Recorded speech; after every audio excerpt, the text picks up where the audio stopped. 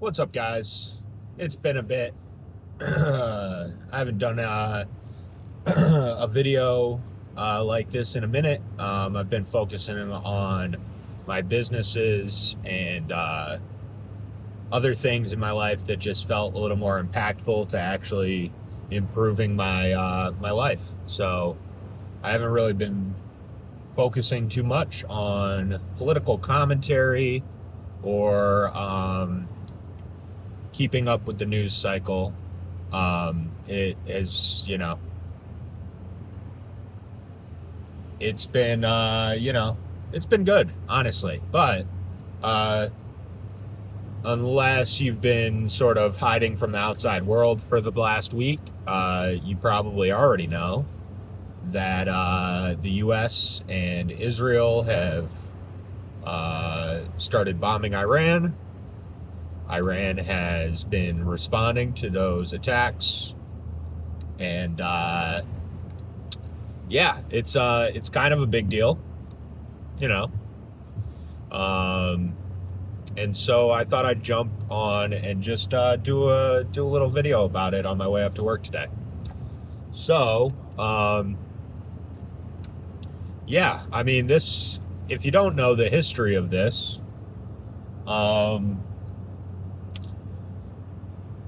there have been people, let's say the faction that gets most brought up in this context is the Neocons in America, or the Likud party in Israel.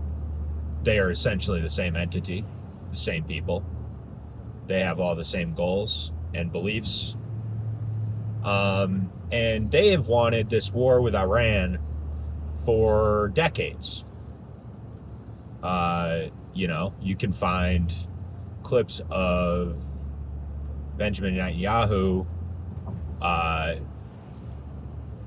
warning Congress as far back as the 90s that Iran was on the brink of achieving a nuclear weapon, and not only would that endanger Israel, but it would also endanger America. And, this alliance between Israel and America, at least in the past 30 years or so, has largely been predicated on this shared enemy of Iran, the scary Iranians, the number one sponsor of terrorism. So it's been a long time. I'm not going to go through the history of the neocons. You can get that from other places. I would recommend listening to people like Scott Horton or Dave Smith or Ryan Dawson or Ron Paul, or there's a handful of people that can break down this this coalition of the Likudniks and the American neocons. You can get that history somewhere else. There's plenty of people who will do it better justice than I will off the top of my head. But just what you should understand, if you're not familiar with these groups in America, what you should understand is that America's foreign policy has been being run by these people since the George W. Bush administration got into office, and they've been influential in policy decisions, foreign policy decisions, for longer than that too. They didn't get into power until the W. Bush administration. Even George H.W. Bush, allegedly, I'm pretty sure it was him that said this, used to call the neocons the crazies in the basement, saying that if, they ever got their agenda achieved, it would be a real disaster. So even H.W. Bush, who is by all means an evil traitorous scumbag of a president, as all the presidents of my lifetime have been, even he understood that these people are psychopaths. Now, so these people have been pretty much running American foreign policy for decades now, over 2 decades. You'll notice that the overlap between their running American foreign policy and the terror wars perfectly coincides together. That is not a coincidence. And, there are these sort of, if you know anything about this history, there are these, let's say, inconvenient documents for narratives that the war pigs would like to spin that show that all of the terror wars, including this one, because this is being framed under the same sort of, framework of casus belli,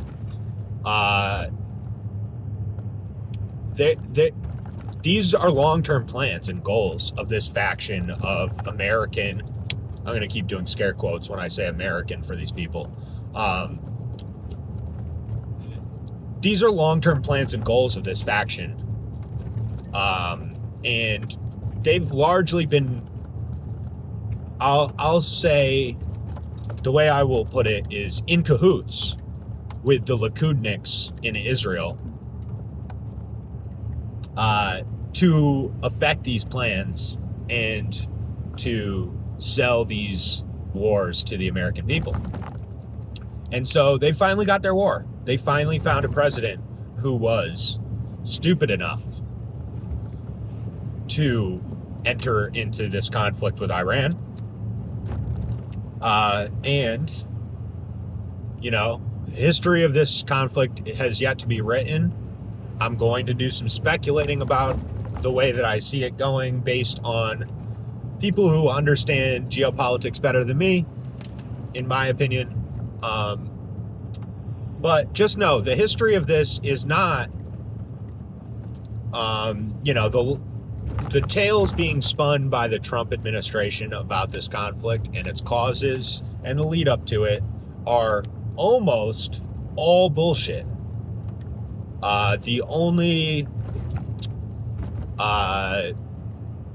There has been a bit of truth that has been accidentally Freudian slipped out. Probably most obviously Marco Rubio saying,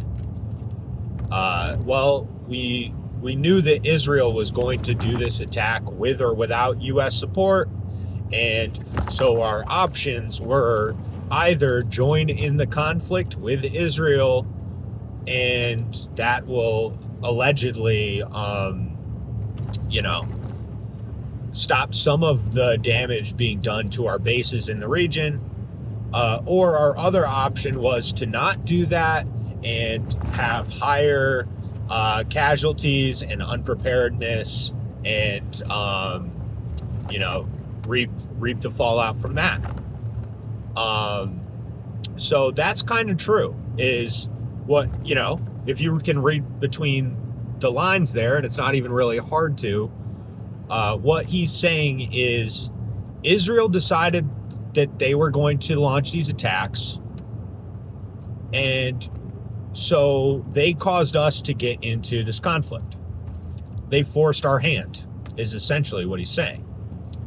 Now, if you understand the alleged relationship between the United States and Israel as portrayed by politicians who want this relationship to keep going as the status quo has been for decades, you'll kind of go, wait, why is our welfare state, this little country the size of New Jersey and close to the population of New Jersey, why is this country that literally could not survive without our financial, military, intelligence, etc. aid, like they literally would be erased off the map without our welfarism towards them, why are they able to force our hand into any size geopolitical conflict.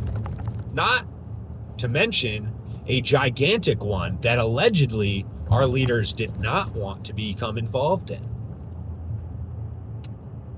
Why wouldn't our leaders just say, hell no, you won't do this, and if you do this, we will not support you, and we will jump on the phone with Iran and say, we don't want no part of this. This is Israel acting on their own against our wishes.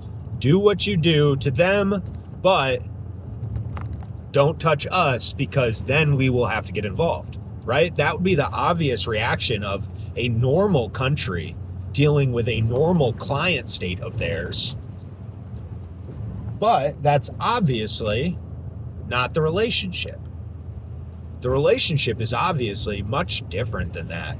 If this tiny country that is literally our welfare dependent, if they can dictate our foreign policy, then it's very obvious that the relationship is not as it is sold to us.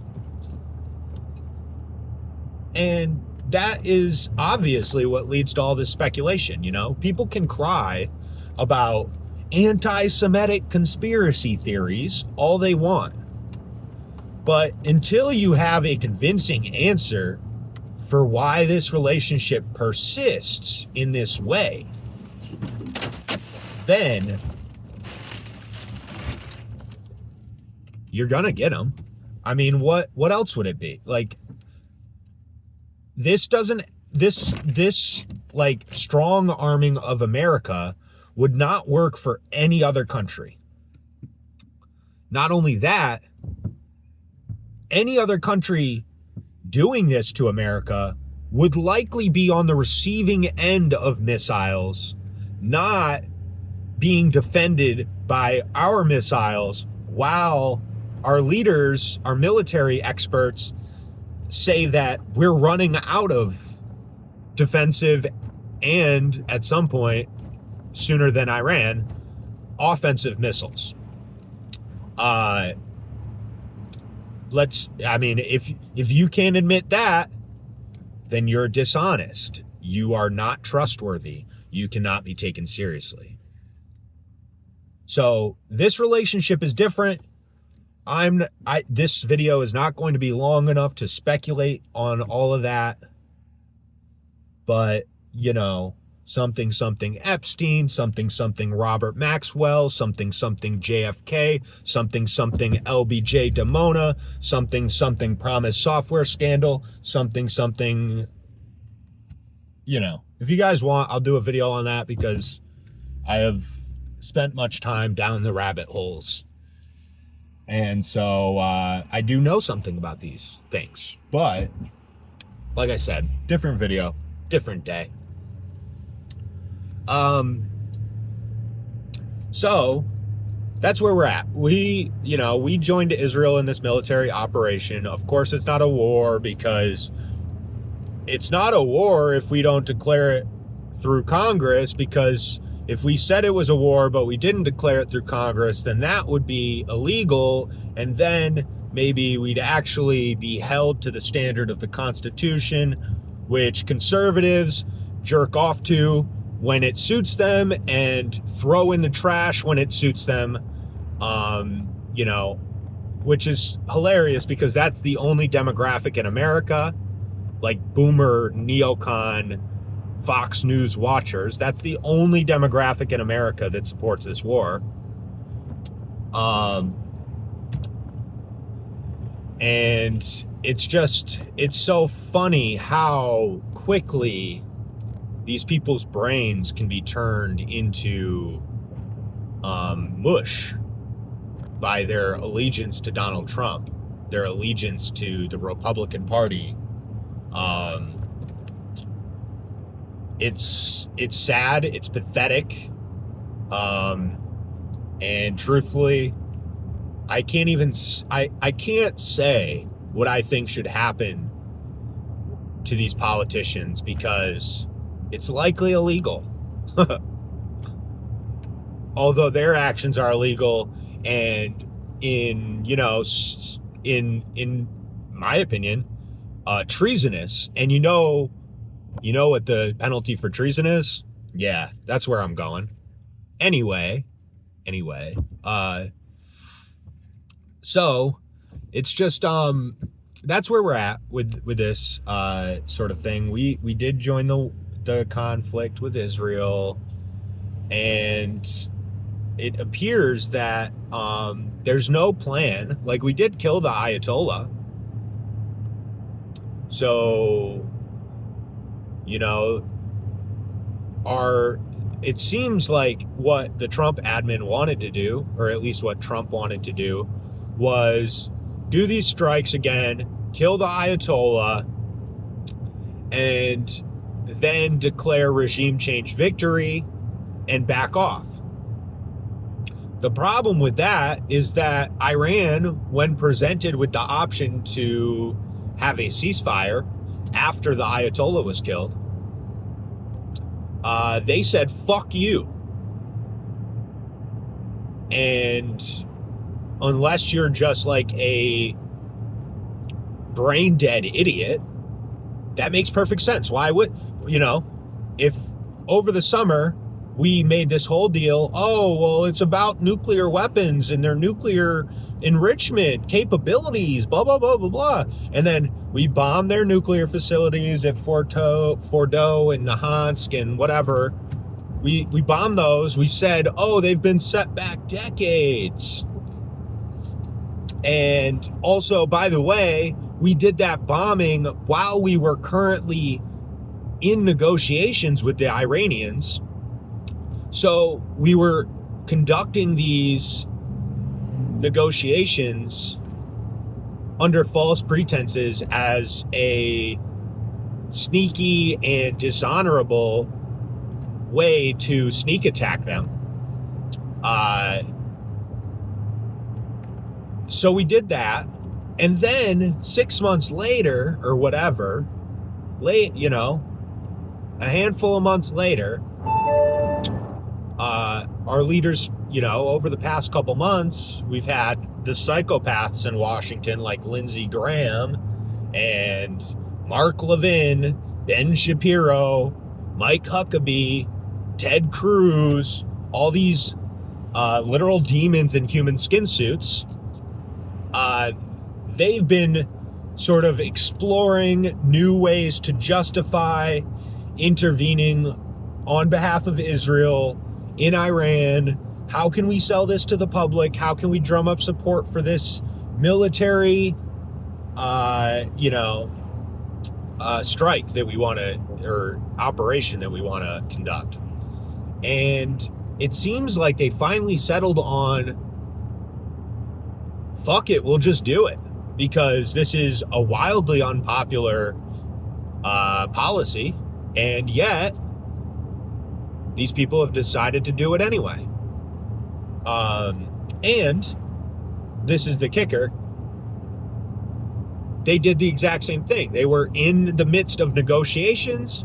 Iran was essentially giving them everything that they wanted, at least if you were taking them at their word of what they wanted and not assuming that they're being dishonest as they always are.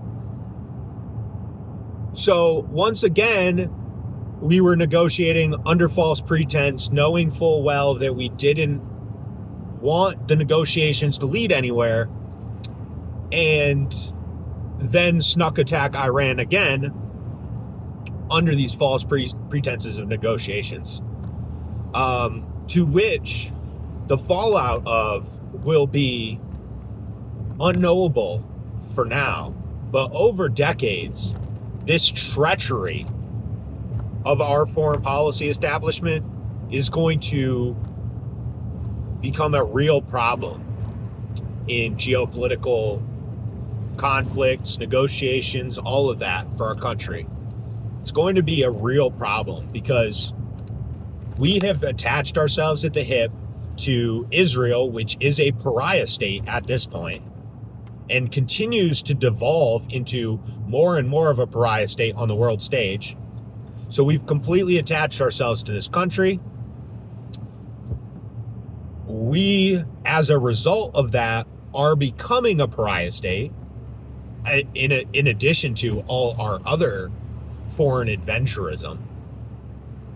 And the other thing that's happening is we've essentially betrayed all the Gulf states that we say are our allies because, you know, if you don't know, Iran has also started bombing all of these Gulf states where we have bases, essentially saying, if you're allowing U.S. bases in your country, you're on the block too. You're on the list of getting bombed as well.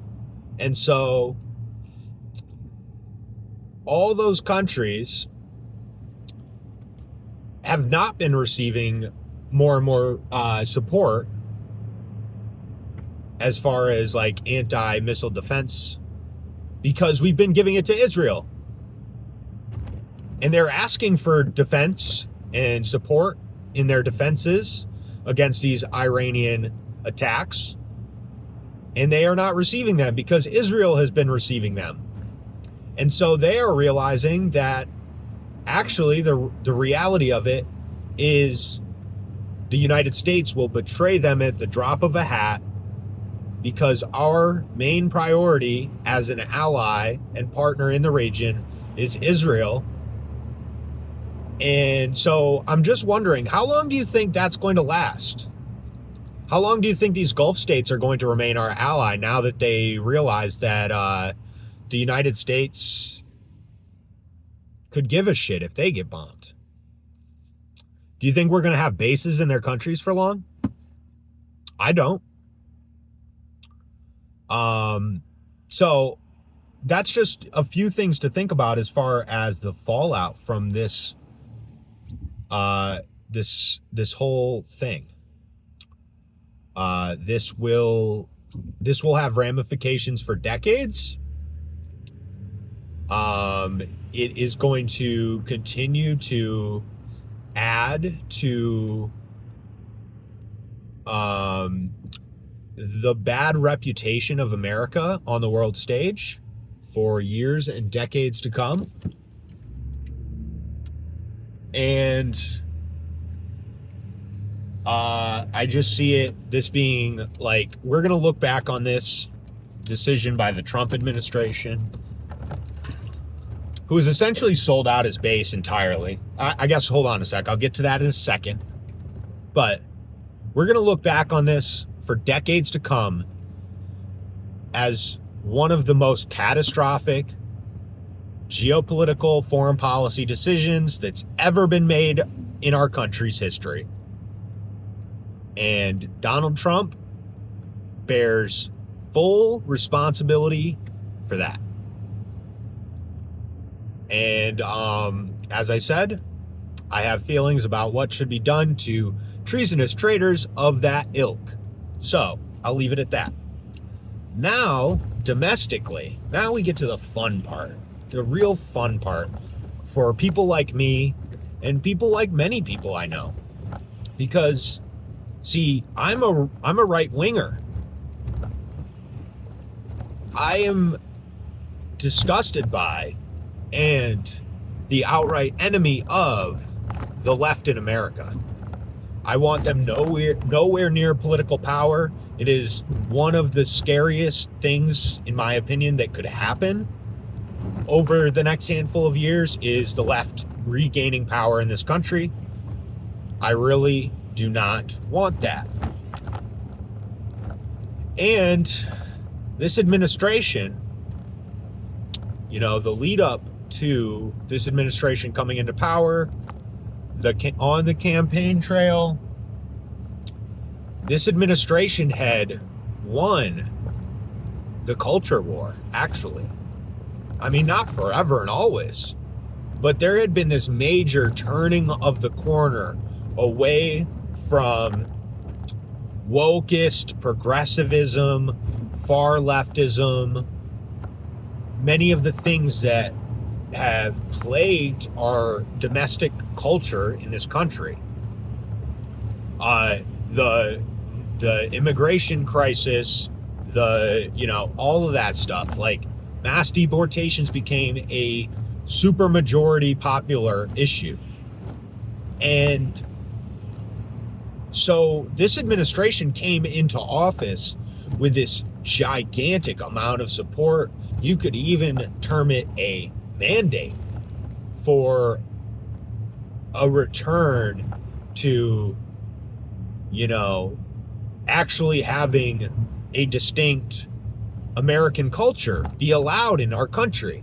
You could, and just people had been totally rejecting the far left woke agenda, all this like progressive communist, ideology. It was largely being rejected. And so, but now at this point, that's all gone. And that's not just gone because of foreign policy, it's also gone because of the way that mass deportations were handled by this administration.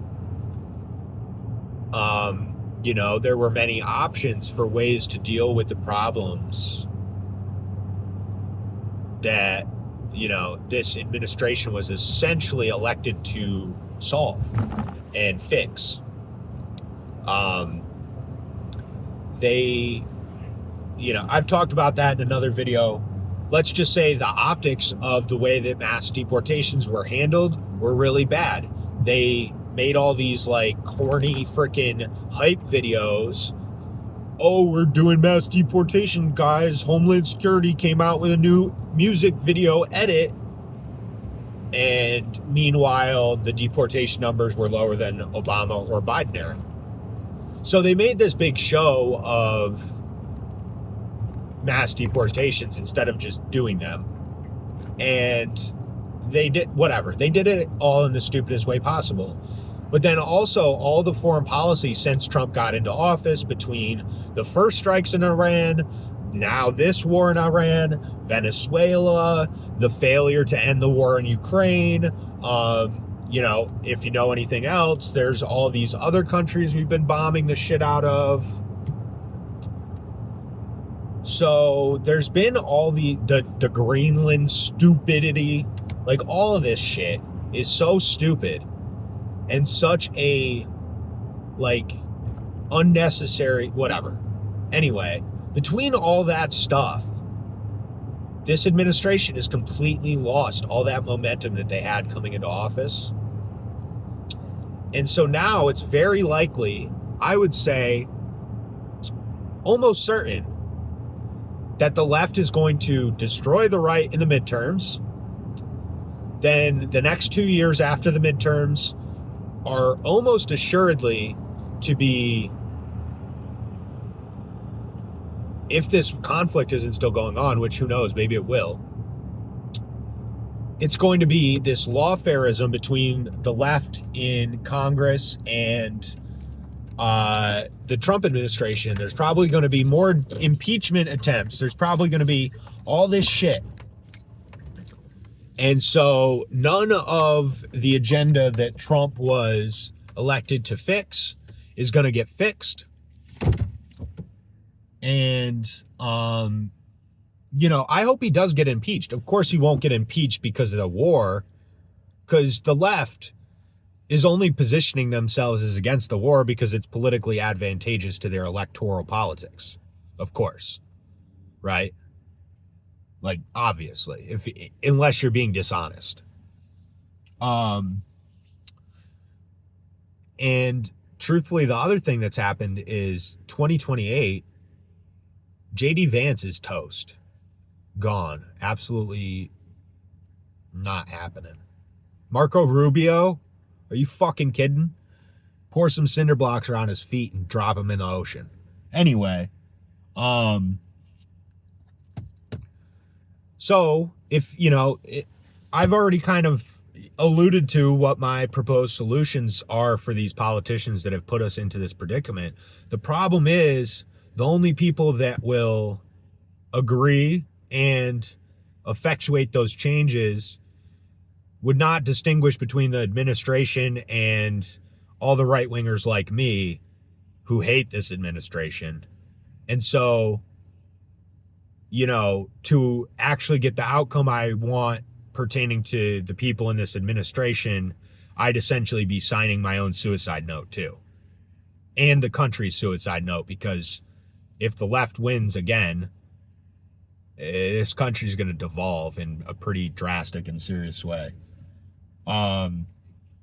So not to be too dire or anything like that, but that's kind of just where I see this being.